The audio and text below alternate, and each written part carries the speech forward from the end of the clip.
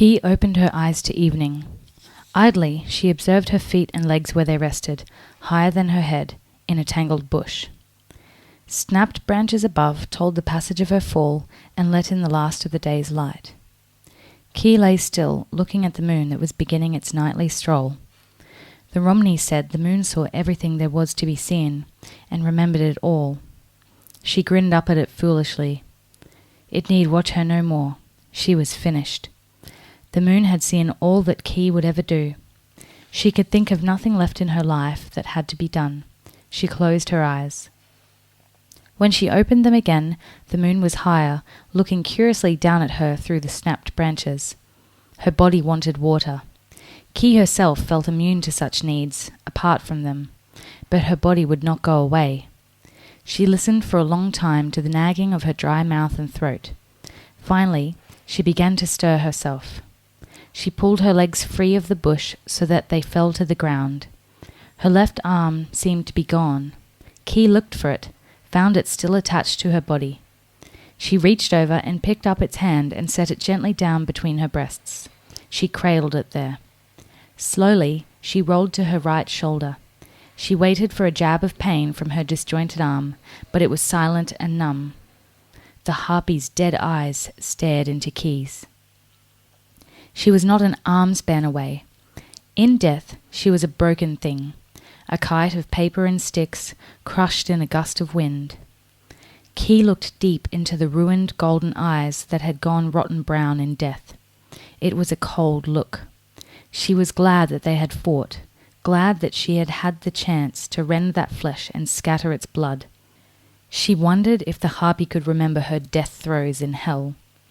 A grim smile set on Key's face. She rolled up onto her knees, forced her shaken body to stand. For the moment, she had decided to live. Key read the stars that sprinkled the night sky. They had fallen far from where Key had begun her climb, and farther still from where Key had left her wagon and team concealed.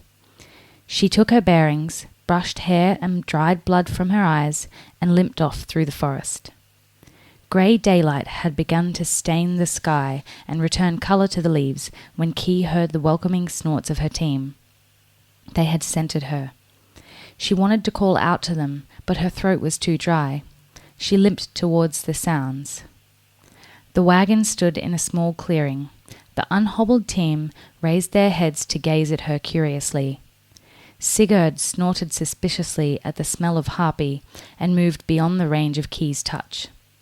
Docile Sigmund watched her limping approach calmly. Key stumbled past him, watching him shy suddenly as he caught the smell of blood on her. She went to the water cask strapped to the side of her wagon. She let the spigot of the cask run wastefully as she wet her hands, her face and head, then drank in greedy gasps.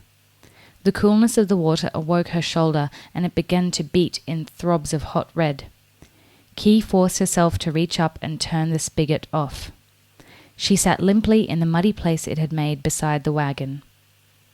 Her shoulder had begun to swell. Her jerkin was tight against it. She would have to find help while she was still capable. She climbed painfully up the tall yellow wheel of the wagon and onto the plank seat. Behind the seat rose the small enclosed cuddy that made up the wagon's living quarters. She tugged loose a little wooden peg from its leather loop and slid the small door open. She clambered in, careful not to let her shoulder brush against the narrow door frame. She could not master the energy to hop up onto the high sleeping platform. The folded blankets stacked on the straw-stuffed mattress beckoned to her, but she could not rest yet. The walls of the cramped cuddy were dominated by cupboards and shelves, hooks and pegs. Key tugged open a drawer and drew out the ragged remains of an old skirt. With her good hand and her teeth, she ripped loose a piece and fastened a support for her arm. Then she snagged a sausage from a string that hung from a hook on the low ceiling. Her teeth sank into the tough, spicy meat. Her stomach awoke, growling, to remind her that a full day and night had passed since she last ate. Her jaws and bruised face ached as she chewed. She remembered again the Harpy's claws down the side of her face. Key swallowed and took another bite. A small window in the cuddy let in the grey morning light, but Key did not need light to see.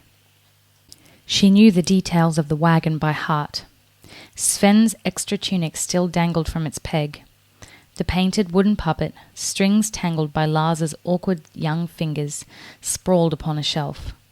A toy horse, only half emerged from the coarse block of wood, rested on another shelf, Sven's carving tools beside it. He would never shape legs for it now.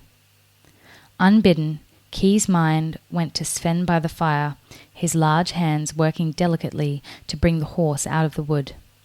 Little Rissa would be crouched beside him, her blonde curly head pressing against his side, her small nose almost under the cautiously moving knife blade. Key climbed out of the cuddy, grunting as she lowered her body to the ground. She picked up the thick harness in one hand, jangling it lightly. The huge grey horses came obediently, puzzled at her croaking voice, and she moved them into their places with soft pushes and begging commands.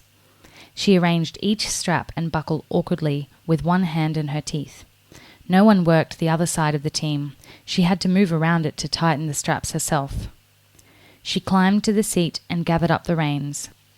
One foot kicked the brake free. No one scrambled up the wheel to hastily settle beside her. The morning air touched her coldly where a small body might have been pressed against her. Key gave a final weary glance at the sky, clear and blue. She had freed the sky of wings. She shrugged and shook the reins. Muscles tensed, the greys leaned into the harness.